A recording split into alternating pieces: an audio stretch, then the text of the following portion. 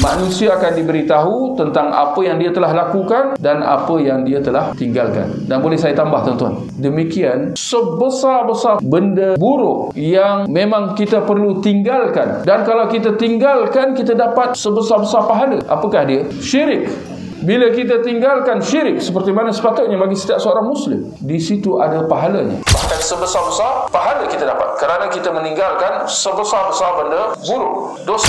Kemudian setelah syirik tuan-tuan, apa dia? Benda-benda bid'ah. Jangan kita sangka bahawa bid'ah tu hanya kalau buat berdosa. Ingatlah juga bahawa kalau kita tinggalkan dalam keadaan kita sedar dan memang sengaja kita tinggalkan kerana benda tu haram, yakinlah ada pahalanya. Sebesar-besar bid'ah sehinggalah sekecil-kecilnya. Seperti apa tuan-tuan? Mungkin orang kata remeh lah, tak ada apalah. Tak, ingat bahawa benda sekecil-kecilnya pun terjamin pahala buat Muslim itu. Doa berjemaah, zikir berjemaah, baca Al-Quran dengan cara yang tak sepatutnya berjemaah, apa sahaja amalan-amalan bid'ah dalam masyarakat yang memang semua mengakui benda tu bid'ah. Bahkan yang luar biasanya, pelakunya pun mengaku ini bid'ah, tinggal lagi dipanggil ini bid'ah hasanah. Sedangkan kita tegaskan tidak ada seperti itu. Apa yang bid'ah adalah bid'ah, seperti mana engkau pun mengaku perlu ditinggalkan. Dan yakinlah bahawa di situ ada jaminan pahalanya.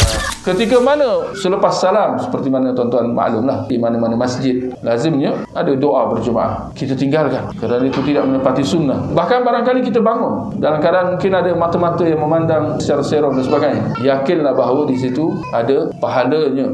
Khutbah Jumaat, ketika mana khatib membaca doa, seperti mana yang disunnahkan juga tidak mengangkat tangan, tapi sepertinya ramai yang tidak maklum tentang hal ini, mereka angkat tangan. Itu menyalahi sunnah. Maka kita bertegas tidak mengangkat tangan. Yang ini kita tinggalkan perbuatan angkat tangan. Dapat pahala tak? Di sini kita kata ada, terjamin pahalanya. Dan itu yang disebutkan oleh Syekh Al-Albani rahimahullah, hampir sahaja tidak dibahaskan, iaitu diertikan sebagai as-sunnah at-tarkiyah. Sunnah di mana tata caranya dikira sebagai sunnah dengan kita tidak melakukan perbuatan itu. Seperti mana doa berjemaah tadi, sunnahnya baca sendiri. Doa berjemaah itu sunnahnya ialah jangan buat. Itu termasuk dalam sunnah at-tarkiyah. Ini yang saya sebut tadi, kurang ditekankan, kurang dibahaskan, bahkan hampir saja tidak diajar di sekolah-sekolah. Di mana sunnahnya jangan buat. Seperti mana maulid Nabi, sunnahnya sambut atau tak sambut? Sunnahnya jangan sambut. Justru kalau siapa yang tidak menyambut maulid Nabi itu contohnya, maka dia telah mempertahankan sunnah. Sunnah jangan buat, jangan sambut, dan baginya